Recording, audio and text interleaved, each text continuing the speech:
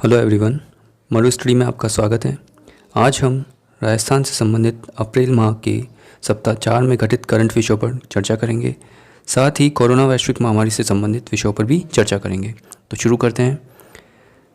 यह हमने last video में आपसे कुछ क्वेश्चंस पूछे थे, इनका आंसर हम एक बार जान लेते हैं।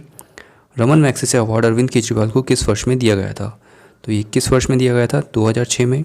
अब ध्यान रखिएगा कि रमन मैग्सेसे अवार्ड एशिया का नोबेल भी कहा जाता है। गीता गोपीनाथ वर्तमान में अंतर्राष्ट्रीय मुद्रा कोष में किस पद पर हैं? तो ये किस पद पर हैं? ये हैं economic counsellor of the fund, और साथ ही chief economist of the IMF भी है। Chief economist of the IMF। Bharat में चीफ ऑफ नेवल स्टाफ कौन है? तो इनका नाम आप जानते ही हैं, इनका नाम है admiral Karanbir Singh. Supreme court संविधान के किस अनुच्छेद से संबंधित है? तो सुप्रीम कोर्ट के लिए संविधान में प्रावधान है और वो किस अनुच्छेद के अंतर्गत आते हैं? आर्टिकल 124 टू आर्टिकल 147 तक, यानी 124 से 147 तक सुप्रीम कोर्ट के लिए संविधान में प्रावधान है। यक्षगान किस राज्य का लोक नृत्य है? तो यक्षगान कर्नाटक का लोक नृत्य है। तो ये थे कुछ क्वेश्चंस। अब हम आते हैं आज के सेगमेंट पर। राजस्थान में आपदा प्रबंधन अधिनियम 2005 की किस धारा के अनुकूल मास्क नहीं पहनने पर 1 साल की सज़ा होगी? तो ये कौन सी धारा है? ये धारा है 51। इसके तहत अगर कोई मास्क नहीं पहनता है तो उसे 1 साल की सज़ा हो सकती है। तो आपको इस बात का ध्यान रखना है। अब बात करते हैं आपदा प्रबंधन अधिनियम 2005 की। ये अधिनियम 2005 में लाया गया था, आपदा प्रबंधन अधिनियम, और इससे जो रिलेटेड संस्थान है उसका नाम क्या है? राष्ट्रीय आपदा प्रबंधन संस्थान, जिसे हम कहते हैं national institute for disaster and management. राष्ट्रीय आपदा प्रबंधन संस्थान यह गृह मंत्रालय के अधीन आता है। अच्छा, इससे पूर्व में अगर हम बात करते हैं तो 1995 के अंदर ये संस्थान जो था किसके अंतर्गत आता था? कृषि एवं सहकारिता मंत्रालय के अंतर्गत। और उसके द्वारा जो भारतीय लोक प्रशासन संस्थान है उन्होंने राष्ट्रीय आपदा प्रबंधन केंद्र की स्थापना की थी। पहले 1995 में किसके अंतर्गत आता था ये संस्थान? कृषि एवं सहकारिता मंत्रालय के अंतर्गत, जो कि उसके लिए नोडल मंत्रालय था। बाद में भारतीय लोक प्रशासन संस्थान के अंतर्गत राष्ट्रीय आपदा प्रबंधन केंद्र की स्थापना की गई, और अभी वर्तमान में ये होम मिनिस्ट्री यानी गृह मंत्रालय भारत सरकार के अधीन आता है, और अभी इसे संवैधानिक दर्जा प्राप्त है। तो आप ये ध्यान रखिएगा। और जो टोटल सेंटर है आपदा प्रबंधन के पूरे भारत में, वो कितने सेंटर हैं? 30। तो आप ये ध्यान रखिएगा। साथ ही राजस्थान आपदा प्रबंधन और सभ्यता और जो सहायता विभाग है वो किसके पास में है? वो है भंवरलाल जी मेघवाल के पास में। तो इनका नाम भी ध्यान रखिएगा, भंवरलाल जी मेघवाल।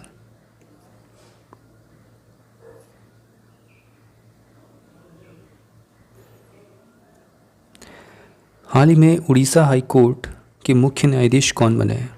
तो वर्तमान में उड़ीसा हाई कोर्ट के जो मुख्य न्यायाधीश बने हैं उनका क्या नाम है? इनका नाम है जस्टिस मोहम्मद रफ़ीक। ये राजस्थान से बिलोंग करते हैं। राजस्थान हाई कोर्ट के वरिष्ठ न्यायाधीश रहे हैं तथा सुप्रीम कोर्ट कॉलेजियम ने उनके मेघालय से उड़ीसा हाई कोर्ट में तबादले की सिफारिश की थी। जस्टिस रफ़ीक 2 बार कार्यवाहक मुख्य न्यायाधीश भी रहे हैं राजस्थान के। तो आप इनका नाम ध्यान रखिएगा। हाई कोर्ट से संबंधित हम कुछ बात कर लेते हैं। हाई कोर्ट का जो प्रोविज़न है हमारे संविधान के अंदर, वो किस आर्टिकल्स के अंदर आता है? तो वो आता है 214 से 231 आर्टिकल संख्या, ठीक है। और जो टोटल हाई कोर्ट है वर्तमान में भारत के अंदर, वो कितने हैं? वो है टोटल 25। तो आप ये ध्यान रख सकते हैं। और लेटेस्ट अगर कोई पूछता है कि लेटेस्ट हाई कोर्ट अभी कौन से हैं, तो आप बता सकते हैं 2019 में ही इनको मंजूरी मिली थी। तो वो है तेलंगाना और आंध्र प्रदेश हाई कोर्ट। ये ध्यान रखिएगा आप।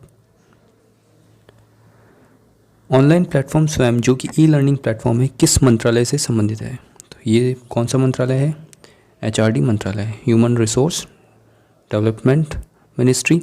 और इसके जो मंत्री हैं वो कौन है? रमेश निशंक पोखरियाल। तो इनका नाम ध्यान रखना है आपको, और ये पोर्टल का नाम भी ध्यान रखना है, जो कि क्या है? स्वयं। हाल ही में एसबीआई के डीएमडी किसे नियुक्त किया गया है? ये राजस्थान सर्कल की बात हो रही है यहाँ पर। तो अभी डीएमडी यानी कि डेप्यूटी मैनेजिंग डायरेक्टर, उप प्रबंधक निदेशक किसे बनाया गया है? ये बनाया गया है रविंद्र पांडे जी को। रजनीश कुमार जी एसबीआई के चेयरमैन हैं अभी वर्तमान में, तो आप ये ध्यान रखिएगा। 43,000 करोड़ की लागत से बनने वाली देश की पहली BS6 मानक की रिफाइनरी का निर्माण कार्य 1 माह बाद सोमवार से शुरू हो जाएगा। ये रिफाइनरी किस तहसील से संबंधित है? ऑप्शन है आपके पास में पचपदरा, चौहटन, सिवाना या गुड़ामालानी। ये संबंधित है पचपदरा तहसील से, और पचपदरा तहसील के जो सांबर गांव है वहाँ से ये रिलेटेड है, तो आप ये ध्यान रखिएगा। साथ ही जनवरी 2018 में ये रिफाइनरी का कार्य शुरू हुआ था और इसका जो लक्ष्य है कंप्लीट होने का वो 2022 तक रखा गया है। राज्य सरकार ने हाल ही में औद्योगिक परियोजनाओं के निर्माण को अनुमति प्रदान की है, तो आप ये ध्यान रख सकते हैं। आपको पता है हमारे उद्योग मंत्री जो राजस्थान के हैं, यानी जिनके पास उद्योग विभाग है, उनका नाम क्या है? प्रसादी लाल मीणा, तो ये ध्यान रखिएगा आप। हाल ही में मिनी आईसीयू किस स्टार्टअप द्वारा बनाया गया है?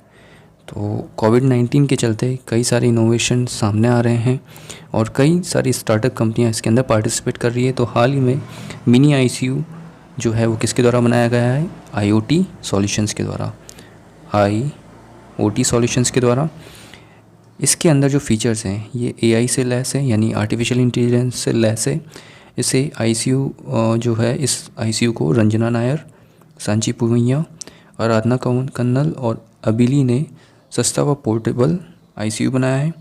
इसमें वाईफाई के जरिए सटीक जानकारी मिल सकती है और साथ ही सांस की दर को ट्रैक किया जा सकता है और ऐप के द्वारा डेटा भी सेंड किया जा सकता है, तो इसके बारे में आपको ध्यान रखना है। कोविड-19 के चलते मनरेगा मजदूरों का पारिश्रमिक को औसतन कितने रुपए बढ़ा दिया गया है? तो हाल ही में केंद्र सरकार ने इसमें कुछ संशोधन किया है और जो पारिश्रमिक है वो कितना बढ़ा दिया है? 20 रुपये, तो आप ये ध्यान रखिएगा। ग्रामीण विकास एवं पंचायती राज मंत्रालय किसके पास में आता है? नरेंद्र सिंह तोमर के पास में जो आता है अभी, वही इसके मंत्री हैं। इसके अनुसार कोरोना संक्रमण के मद्देनज़र ये कदम उठाया गया है। जब भी मनरेगा की बात होती है तो आप ये ध्यान रखिएगा, इसकी full form Mahatma Gandhi national rural employment guarantee act, और वो कौन सा है? 2005। साथ ही 2017 के अंदर ये भी ध्यान रखिएगा, एक एप्लीकेशन यानी ऐप बनाया गया था, मोबाइल ऐप, और उसका नाम क्या रखा था? Jan MNREGA, a citizen centric mobile application. Jan MNREGA, a citizen centric mobile application. आगे बढ़ते हैं हम। भारत सरकार ने अतिरिक्त चावल से क्या बनाने का फैसला लिया है? तो हाल ही में भारत सरकार ने अतिरिक्त चावल जो कि वेस्ट है, जो कि खाने के काम में नहीं आ सकता है, उससे एथेनॉल बनाने का फ़ैसला लिया है और इसी एथेनॉल को यूज़ करते हुए बाद में क्या बनाया जाएगा? हैंड सैनिटाइज़र बनाया जाएगा, तो ये ध्यान रखिएगा, एथेनॉल से बाद में हैंड सैनिटाइज़र बनाया जाएगा। हाल ही में किस विश्वविद्यालय के द्वारा इम्यूनिटी किट कोरोना ड्यूटी पर लगे कार्मिकों को वितरित किए जाएंगे? तो ये किसने अभी इनिशिएटिव लिया है? ये लिया है डॉक्टर सर्वपल्ली राधाकृष्णन राजस्थान आयुर्वेद विश्वविद्यालय के द्वारा। इस संस्थान के, इस विश्वविद्यालय के जो वाइस चांसलर हैं उनका नाम आप ध्यान रखिएगा, उनका नाम क्या है? डॉक्टर अभिमन्यु कुमार।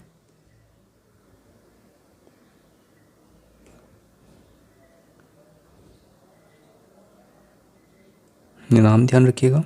साथ ही जो केंद्रीय आयुष मंत्रालय है, अभी जो राज्य मंत्री हैं उनका नाम क्या है? श्रीपद यशो नायक। श्रीपद यशो नायक केंद्रीय आयुष मंत्रालय है इनके पास में। अब हम इससे रिलेटेड कुछ इन्फॉर्मेशन नीचे रखिए, वो भी देख लेते हैं। केंद्रीय आयुष मंत्रालय द्वारा जारी एडवाइजरी के आधार पर विश्वविद्यालय ने तैयार किया है किट। ये किट जो है इम्यूनिटी बढ़ाने के लिए, ताकि जो फ्रंट लाइन वॉरियर है वो उनकी इम्यूनिटी बरकरार रहे, उनकी इम्यूनिटी पर कोई इफ़ेक्ट ना पड़े, इसलिए ये किट तैयार किया गया है। यह किट क्वारंटाइन केंद्रों, पुलिस विभाग, जिला विभाग, मेडिकल विभाग, जिला कंट्रोल रूम इत्यादि स्थानों पर तैनात कार्मिकों को वितरित किया जाएगा। और इस किट के अंदर जो औषधि यूज़ की जा रही है उनके नाम भी हमारे पास में यहाँ पर उपलब्ध है। संशमनी वटी, महासुदर्शन वटी और हरिद्रा टैबलेट। तो आप ये ध्यान रखिएगा। हाल ही में किस राज्य के सीएम ने गेट सेट को पोर्टल लॉन्च किया है? तो ये किसके द्वारा किया गया है? कर्नाटक के सीएम वीएस येदियुरप्पा के द्वारा ये पोर्टल लॉन्च किया गया है गेट सेट गो। और ये क्यों लॉन्च किया गया है? ताकि जो अभी वर्तमान में नीट और सीईटी की परीक्षा में जो अभ्यर्थी बैठेंगे उनके ऑनलाइन प्रशिक्षण के लिए ये पोर्टल लॉन्च किया गया है। तो आप ये ध्यान रखिएगा।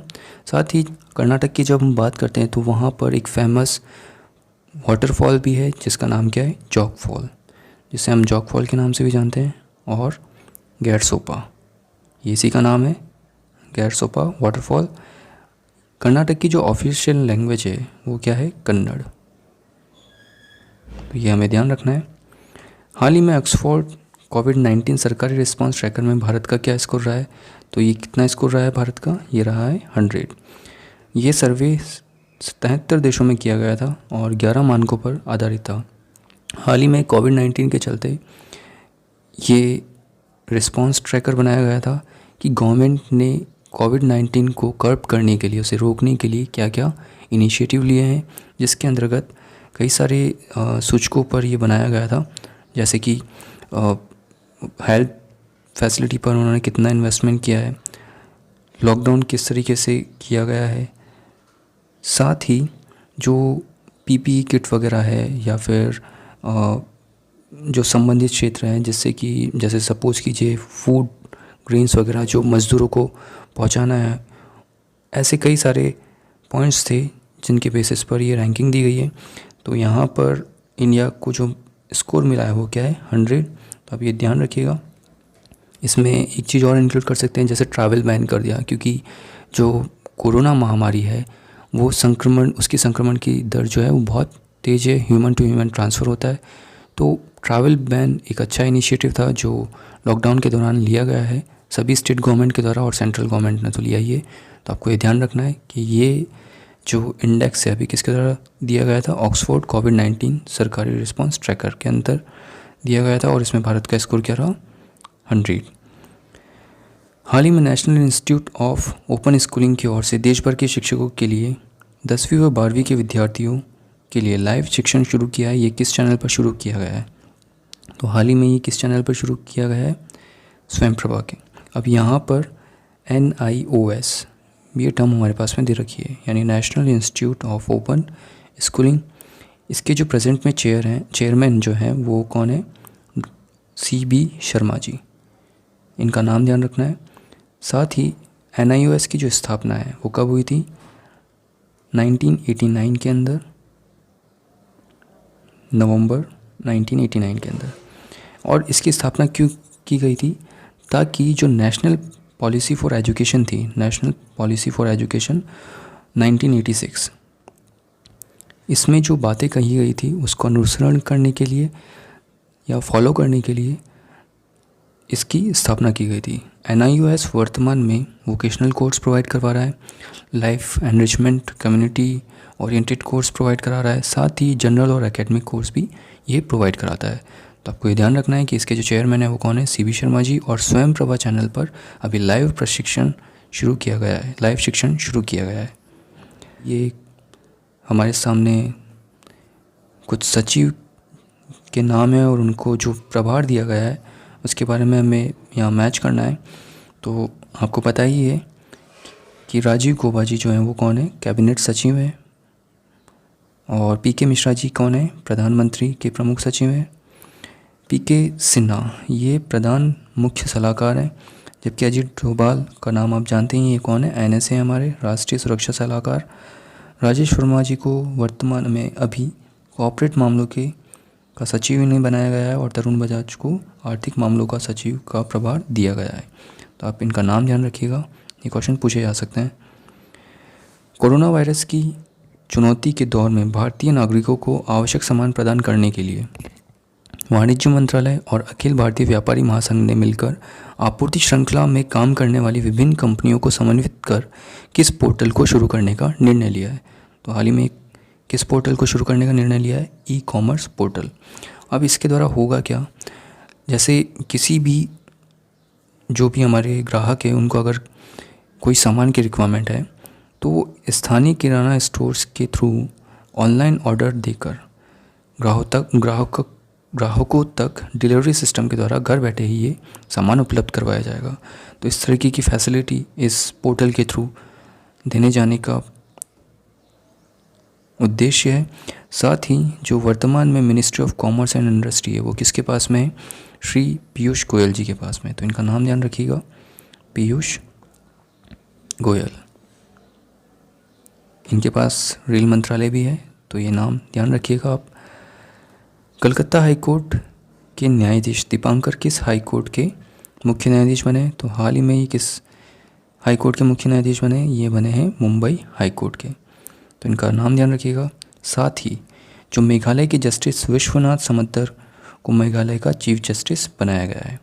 इसके अलावा मोहम्मद रफ़ीक की बात अभी हमने करी थी, को उड़ीसा हाई कोर्ट के मुख्य न्यायाधीश बने। इलाहाबाद हाई कोर्ट में न्यायाधीश गोविंद माथुर और तेलंगाना उच्च न्यायालय में न्यायाधीश RS चौहान राजस्थान मूल के मुख्य न्यायाधीश बने हैं। तो इन सभी का नाम ध्यान रखिएगा, पूछा जा सकता है। किस अधिनियम के तहत बैंकिंग उद्योगों को 21 अक्टूबर तक 6 माह के लिए सार्वजनिक उपयोगिता सेवा घोषित किया है? तो 21 अधिनियम के तहत बैंकिंग उद्योग को यानी बैंकिंग सेक्टर को सार्वजनिक उपयोगिता सेवा घोषित किया है।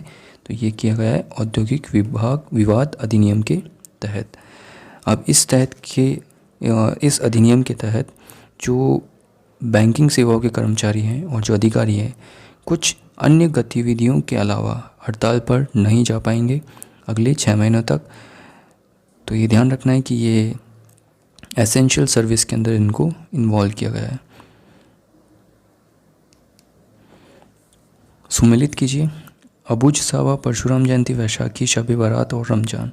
हाल ही में ये जो त्यौहार हैं ये अभी मनाए गए थे और इनके बारे में जानना हमें ज़रूरी भी है और राजस्थान के परिप्रेक्ष्य में ये प्रश्न पूछे भी जाते हैं।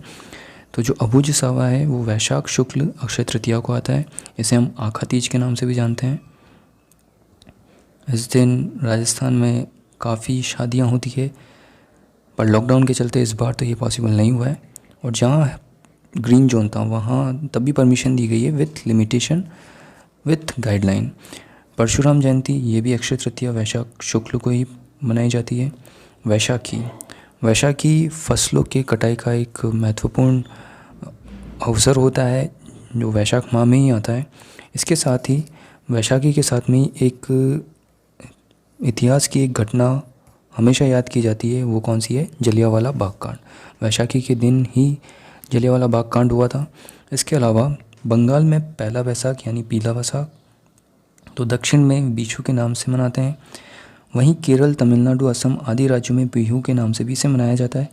पहाड़ी क्षेत्रों में भी इस दिन मेलों का आयोजन किया जाता है, पर लॉकडाउन के चलते अभी ये तो पॉसिबल नहीं है।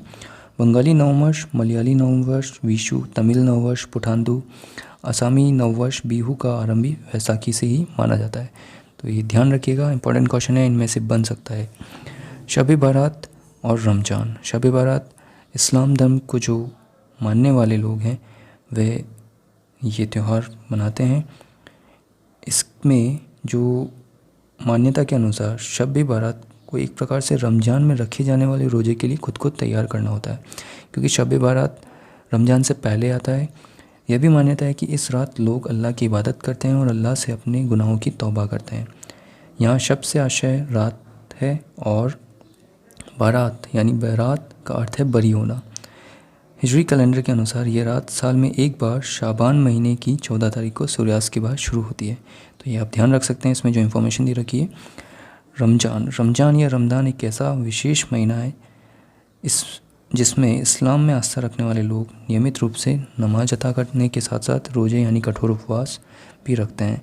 अब ये ध्यान रखिएगा, ये हाल ही में रमज़ान का जो महीना है, रमज़ान का महीना है, वो चल रहा है। और शब बारात, वैशाखी, अबुझ सावा और परशुराम जयंती ये मनाई गई है। हाल ही में वाटरप्रूफ सेंसर जो कि कपड़ों में भी लगाया जा सकता है किस इंस्टीट्यूट द्वारा तैयार किया गया है? तो ये तैयार किया गया है MIT के द्वारा। और MIT कहाँ पर है? MIT है यानी मैसाचुसेट्स इंस्टीट्यूट ऑफ टेक्नोलॉजी। ये कहाँ है? USA के अंदर। ध्यान रखिएगा। ये फ्रैंकलिन फंड का संबंध मुख्यतः किस क्षेत्र से है? तो ये किस क्षेत्र से संबंधित है? म्यूचुअल फंड इंडस्ट्री से। फ्रैंकलिन टेम्पलन म्यूचुअल फंड, अभी इन्होंने 6 योजनाओं को बंद किया था।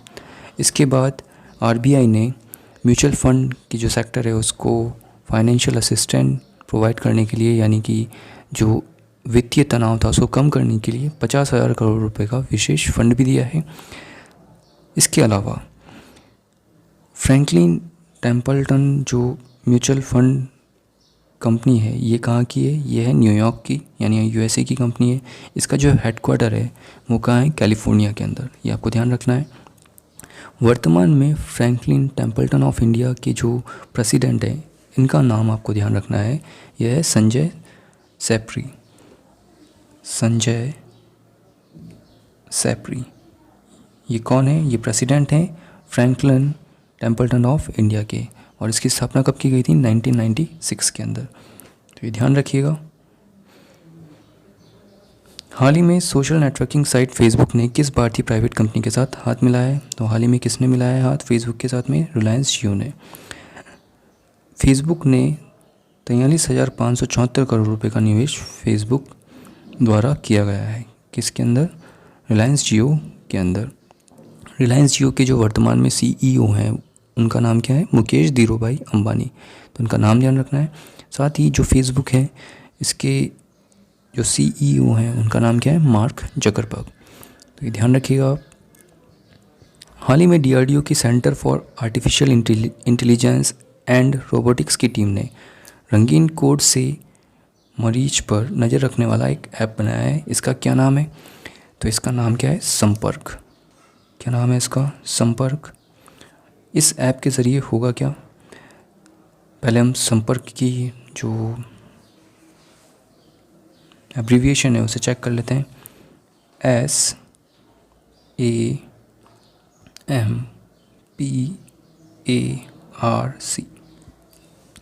यहाँ पे एस का मतलब क्या होगा? Smart automated management of patient and risk for Covid.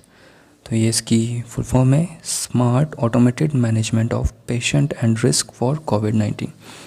अब इसमें फ़ीचर्स क्या क्या हैं वो आप देखिए नीचे। ये एक सॉफ्टवेयर है जिसे मरीजों के फ़ोन में इंस्टॉल कर दिया जाता है। इसमें केवल मरीज की वर्तमान लोकेशन और उसके फ़ोटोग्राफ्स की ज़रूरत है। यह रंगीन कोड के जरिए रोगियों की लोकेशन बताता है। इससे होम क्वारंटाइन का उल्लंघन करने वालों को तुरंत पता लगाया जा सकता है। और हाल ही में यूपी एवं महाराष्ट्र गवर्नमेंट ने इसकी मांग की है। तो ये बड़ा ही अच्छा एक इनोवेशन है जो कि डीआरडीओ के द्वारा किया गया है। तो आप ये ध्यान रखिएगा। डीआरडीओ के बारे में हम थोड़ा बात कर लेते हैं। डीआरडीओ की जो फुल फॉर्म है वो क्या है? Defence research and development organisation, रक्षा अनुसंधान एवं विकास संगठन। इसका जो हेडक्वार्टर है वो कहाँ पर है? न्यू दिल्ली के अंदर। साथ ही जो डीआरडीओ है इसका जो मोटो है वो क्या है? बलस्य मूलम विज्ञानम। तो ये ध्यान रखिएगा। डीआरडीओ की जो स्थापना है वो कब की गई थी? 1958 के अंदर। और वर्तमान में इसके जो हेड हैं, जो चीफ हैं, उनका नाम क्या है? जी सतीश रेड्डी। क्या नाम है? जी सतीश रेड्डी। तो ये ध्यान रखिएगा डीआरडीओ के संदर्भ में। हाल ही में ईरान ने अपना पहला सैन्य उपग्रह लॉन्च किया है। इसका क्या नाम रखा है? तो इसका नाम क्या है? नूर। साथ ही जो ईरान के वर्तमान में प्रेसिडेंट हैं उनका नाम क्या है? हसन रूहानी।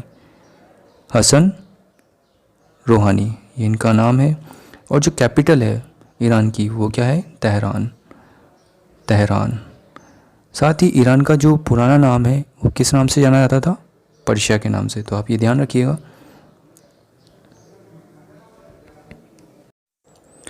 हाल ही में राजस्थान सरकार द्वारा 60 लाख लोगों को कितने किलो गेहूँ दिया जाएगा? तो कितने किलो गेहूँ दिया जाएगा? ये दिया जाएगा 10 किलो गेहूँ। और ये दिया किन्हें जाएगा?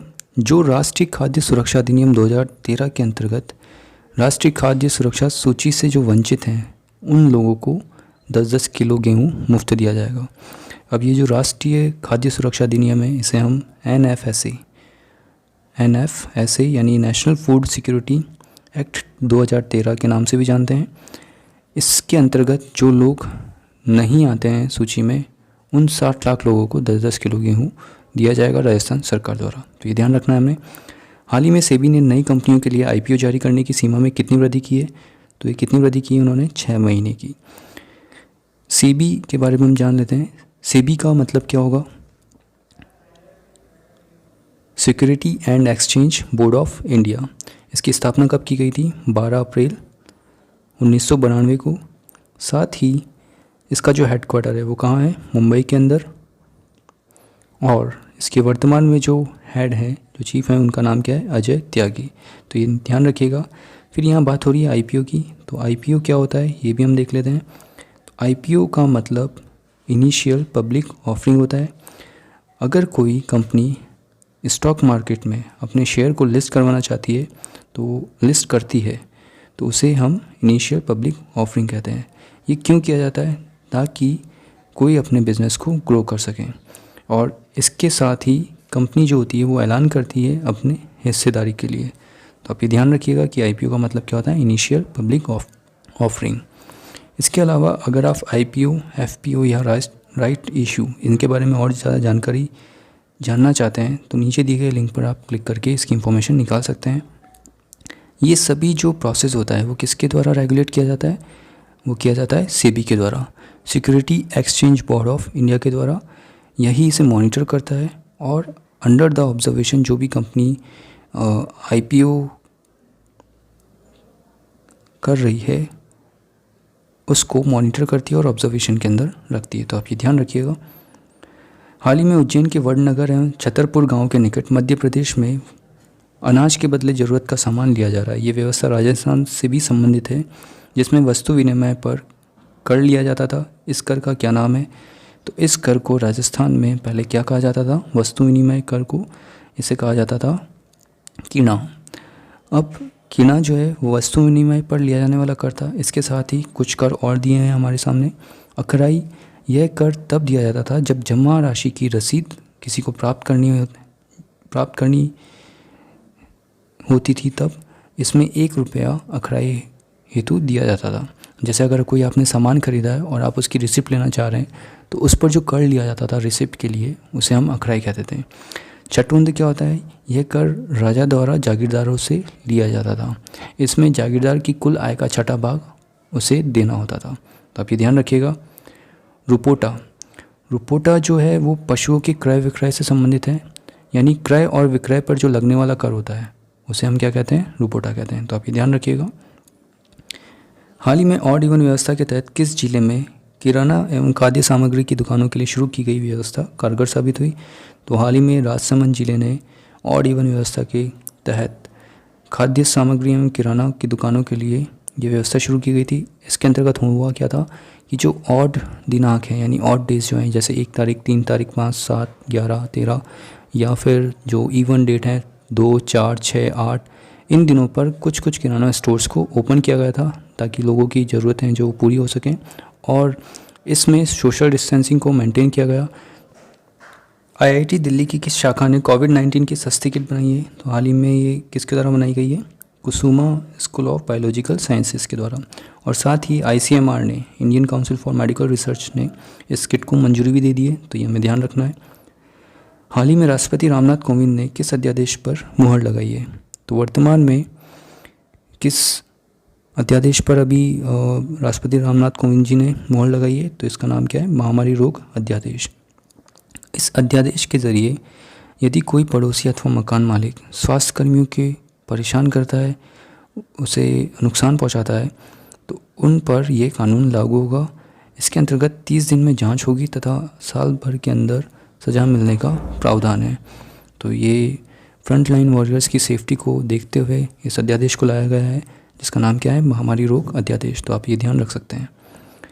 कोबास 8800 मशीन किस राज्य के द्वारा खरीदी जाएगी? तो हाल ही में किसके द्वारा खरीदी जाएगी? राजस्थान सरकार के द्वारा। इसके साथ ही तेलंगाना सरकार ने भी इसकी मांग की है, तो आप ध्यान रख सकते हैं। इस मशीन के द्वारा आरएनए एक्सट्रैक्शन तथा आरटीपीसीआर दोनों एक साथ हो सकती है जांच, और इसे हम मैनुअली और ऑटोमेटिक दोनों मोड में इसको रन कर सकते हैं। तो ये ध्यान रखिएगा। साथ ही ये जो मशीन है FDA के द्वारा अनुमोदित है, यानी उन्होंने इसको परमिशन दी गई है, मतलब उसके द्वारा परमिशन दी गई है। तो आप ये ध्यान रखिएगा। हाल ही में देश की पहली वायरोलॉजी लैब हैदराबाद में किसके द्वारा विकसित की गई है? तो ये किसके द्वारा विकसित की गई है? DRDO के द्वारा। तो इसका नाम ध्यान रखिएगा। हाल ही में एम्स दिल्ली द्वारा कोरोना 19 वार्ड में एडवांस पावर्ड रोबोट तैनात किए जाएंगे। ये रोबोट भारत में निर्मित है। इसका नाम क्या है? रोबो मिलिग्रो आईमेप। तो आप ये ध्यान रखिएगा। इसके द्वारा बिना टकराए फर्श की सफाई करता है ये रोबोट, और इसमें 60 से अधिक सेंसर लगे हुए हैं। तो आप ये ध्यान रखिएगा कि ये कहाँ पर यूज़ किया जा रहा है? एम्स दिल्ली के अंदर। और कहाँ पर? स्पेशली कोरोना वार्ड जो है वहाँ पर। हाल ही में विद्यादान 2.0 ई लर्निंग विषय वस्तु किस मंत्रालय द्वारा इसकी शुरुआत की गई है? तो ये किसके द्वारा शुरुआत की गई है? HRD मंत्रालय द्वारा। इसके अंतर्गत शिक्षाविद व संगठन वो पाठ्यक्रम के अनुसार ई लर्निंग जो सामग्री है वो विकसित करेंगे एवं इसमें योगदान देने के लिए उन्हें जोड़ा जाएगा। साथ ही इसमें व्याख्यात्मक वीडियो, एनिमेशन प्रोजेक्ट, मूल्यांकन और प्रश्न बैंक के रूप में योगदान दर्ज करवाया जा सकता है। तो ये आपको ध्यान रखना है कि किस मंत्रालय द्वारा शुरुआत की गई है? विद्यादान 2.0 ई लर्निंग HRD मंत्रालय के द्वारा।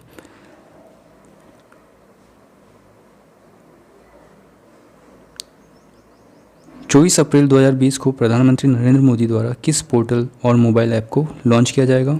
तो ये किस पोर्टल और मोबाइल ऐप को लॉन्च किया गया है हाल ही में? तो ये किया गया है ई-ग्राम स्वराज पोर्टल और मोबाइल ऐप को।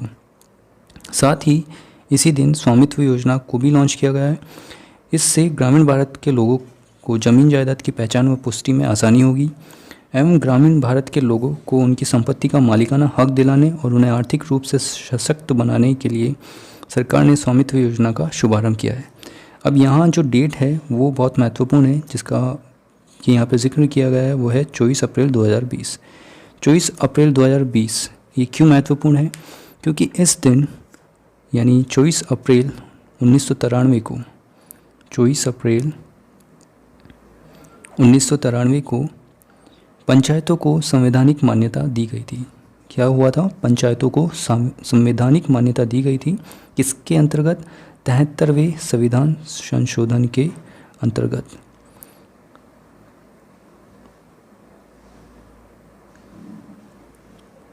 तो ये आपको ध्यान रखना है। इसमें जो आर्टिकल्स हैं, यानी इससे पंचायतों से संबंधित जो आर्टिकल्स हैं वो टोटल कितने हैं? टोटल 16 अनुच्छेद हैं। और वो कहाँ से कहाँ तक है? टोटल कितने अनुच्छेद हैं? टोटल 16 अनुच्छेद हैं। और ये स्टार्ट होते हैं आर्टिकल 243A से 243O तक। तो आप ये ध्यान रखिएगा कि 24 अप्रैल जो है डेट वो क्यों फेमस है? बिकॉज इस दिन 73वें संविधान संशोधन के तहत 24 अप्रैल को पंचायतों को संवैधानिक मान्यताएं दी गई थी। तो आप ये ध्यान रख सकते हैं। निम्न में से कौन सा कथन सत्य है ये आपको बताना है। तो आम रोगियों को परेशानी का सामना नहीं करना पड़े, इसके लिए प्रदेश भर में बुधवार से 400 OPD मोबाइल वैन संचालित की जाएगी। ये मोबाइल वैन उपखंड मुख्यालयों के साथ ही अन्य महत्वपूर्ण स्थानों पर उपलब्ध होगी और गांव कस्बे तक पहुंचकर मरीजों को सामान्य बीमारियों का उपचार उपलब्ध करवाएगी। ये कथन सत्य है, आप ध्यान रख सकते हैं। इसके साथ ही गोपालन विभाग द्वारा गौशालाओं के लिए 275 करोड़ रुपए जारी किए गए हैं, ये भी बात सही है। 1530 खाद्य प्रसंस्करण इकाइयों को सीधे ही किसानों से उत्पाद खरीदने हेतु लाइसेंस जारी किए गए हैं, ये बात भी सही है। गर्मियों के समय पेयजल की व्यवस्था को बिना बाधित सप्लाई हेतु सरकार ने 65 करोड़ जारी करने की मुहर लगाई है, ये बात भी सही है। अच्छा, यहाँ पर जो गोपालन विभाग है वो अभी किसके पास में है? वो है प्रमोद भाया जी के पास में। और प्रमोद भाया जी जो हैं वो खान विभाग के मंत्री भी हैं, तो इनका नाम हमें ध्यान रखना है। इसके अलावा खाद्य आपूर्ति विभाग किसके पास में है? किन मंत्री के पास में? रमेश चंद्र मीणा जी के पास में। नाम ध्यान रखना है, रमेश चंद्र मीणा जी। और जो भूजल विभाग है वो किसके पास में? BD कल्ला जी के पास में। तो ये तीनों नाम आपको ध्यान रखना है, गोपालन मंत्री, खाद्य आपूर्ति विभाग के जो मंत्री हैं और भूजल विभाग के जो मंत्री हैं। इसके अलावा कुछ क्वेश्चंस हैं जो इस सेगमेंट में हम आपके सामने रख रहे हैं, आप इनका आंसर कमेंट बॉक्स में नीचे दीजिएगा। विश्व मलेरिया दिवस तथा विश्व पृथ्वी दिवस कब बनाया गया? भाभा परमाणु अनुसंधान केंद्र के वर्तमान में निदेशक कौन है, ये आपको बताना है। FDA के वर्तमान में कमिश्नर कौन है? ये हमने पहले प्रीवियस वीडियो में डिस्कस किया है, तो आप वहाँ से देख सकते हैं या फिर आप अपनी ओर से भी इसका आंसर फाइंड आउट करके यहाँ बता सकते हैं। कितने राज्यों में स्वयं का हाईकोर्ट नहीं है, नाम बताएं। जिन जिन राज्यों के अंदर हाईकोर्ट नहीं है आपको उनका नाम बताना है। 11वीं अनुसूची के तहत पंचायतों को कार्य करने हेतु कितने विषय प्रदान किए गए हैं, तो ये आपको बताना है। अगर आप इन 5 क्वेश्चन से रिलेटेड एक्स्ट्रा इन्फॉर्मेशन भी देना चाहते हैं तो यू आर वेलकम, आप दे सकते हैं। साथ ही ये अप्रैल माह का जो चौथे सप्ताह का जो वीडियो है यहाँ पर हम समाप्त करते हैं। जो ये करंट विषय थे इसे हम यहाँ पे ही समाप्त करते हैं। साथ ही अगर आपको इसका कंटेंट अच्छा लगा है तो इसे लाइक कीजिए, इसे अपने फ्रेंड्स के साथ में शेयर कीजिए और अगले वीडियो की नोटिफिकेशन पाने के लिए हमारे चैनल को सब्सक्राइब कीजिए और बेल आइकन को प्रेस करना ना भूलें। तो इसी के साथ हम नेक्स्ट वीडियो में मिलते हैं, तब तक के लिए पीस आउट।